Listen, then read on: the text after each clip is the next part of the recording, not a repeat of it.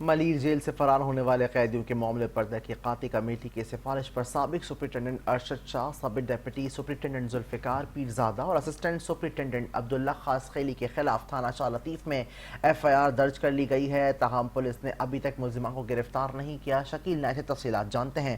شکیل، بتائیے گا اس حوالے سے۔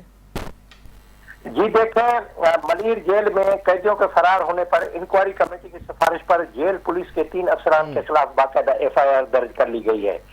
ملیر جیل کے ملازم مولا بخش سیٹو کی مدعیت میں سابق سپرنٹنڈنٹ ارشد حسین شاہ، سابق ڈپٹی سپرنٹنڈنٹ ذوالفقار پیرزادہ اور سابق اسسٹنٹ سپرنٹنڈنٹ عبداللہ خاصخیلی پر تھانہ شاہ لطیف میں ایف آئی آر درج کر لی گئی ہے۔ ایف آئی آر میں کہا گیا کہ 2 جون 2025 کی درمیانی شب رات 11:30 بجے سے 1:30 بجے کے درمیان کراچی میں ہلکے پھلکے زلزلے کے جھٹکے محسوس کیے گئے۔ اس دوران 225 قیدی جن میں سنگین جرائم میں ملوث ملزمان بھی شامل تھے، جیل کی ناقص سیکورٹی، رکاوٹوں اور باڑ کو توڑ کر فرار ہونے میں کامیاب ہو گئے۔ ان میں سے 80 قیدیوں کو ضلعی پولیس نے مختلف علاقوں سے گرفتار کر لیا۔ بعد ازاں 188 قیدیوں کو مختلف اضلاع سے بھی گرفتار کر کے ملیر جیل لایا گیا۔ اب تک 37 قیدی تاحال مفرور ہیں اور اس واقعے کی کمشنر کراچی اور additional I G Karachi police نے پر مشتمل تحقیقاتی کمیٹی نے تحقیقات کی اور اس انکوائری کمیٹی نے رپورٹ دی، جس میں واضح کہا کہ اجتماعی فرار کا صرف جو واقعہ ہے وہ زلزلے کا نتیجہ نہیں تھا، بلکہ اس کی بنیادی وجہ